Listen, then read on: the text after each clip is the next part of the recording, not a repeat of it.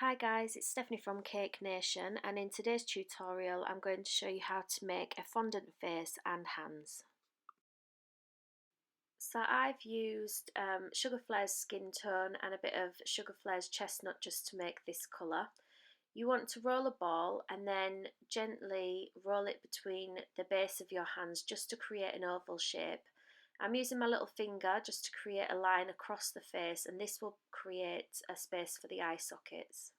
So I'm just using my thumb to pull the chin down a little bit and making sure that the space between the eyes is just pulled in at the side a little bit, just to give it a bit of a better shape. And I'm pinching the back of the neck just so that gives something for it to hold on to when you put it onto a figure.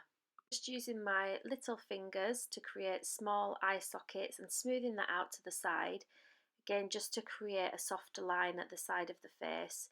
Smooth out any bits that you want to with your fingers. If you feel that it's a bit too deep, just smooth it out with the tips of your fingers. Make sure that you're happy with the jawline. Just flatten that out and pull it down slightly, and then with the tip of your paintbrush just create two small holes in the eye sockets that you've created.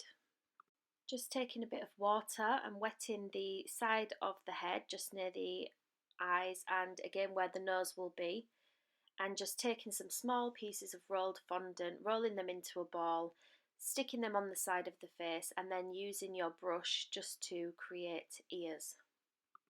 For the nose, I've just taken again a small blob of the same coloured fondant and just sticking that in place where I feel that the nose should go.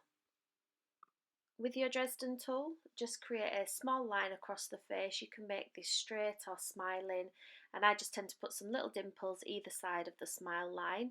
I also do a slight indentation just below that line just to give it a little bit more of a lip look.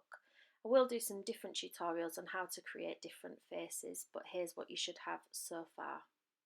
Now this face was for an older man, so I'm just creating some little lines at the side of the eyes just for some wrinkles. And I've got some black fondant which I'm just rolling into little balls, and those will sit inside of the eyes. I just use a little bit of water to glue these in, but you can use edible glue if need be. Once you're happy with the shape of the eyes, I just flatten them down slightly, making sure that they're both the same size. Here's what you should have so far. I've got some Sugar Flare Super White, which I use just to put a little bit of a light reflection in each of the eyes. You want to make sure that the light reflection is at the same side of each eye. Now this is for a male figure. If it was a female figure, I would draw some eyelashes on.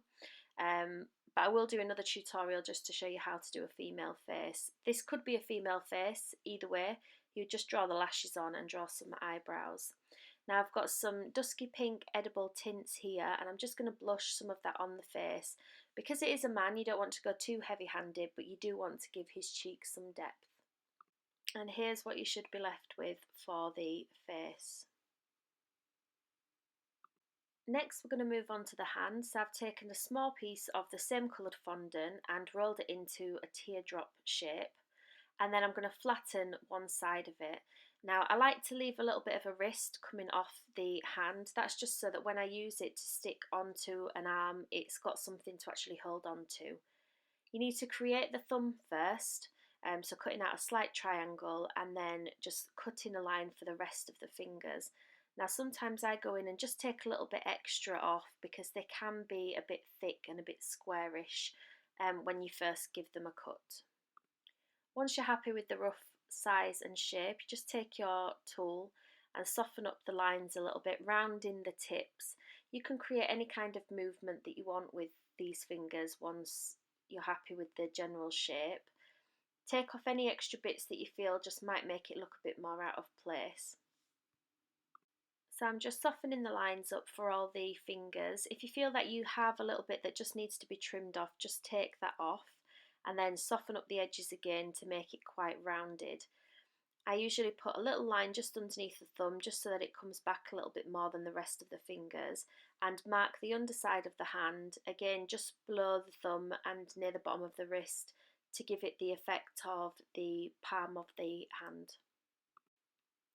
So once you're happy with your general shape, this is what you should be left with.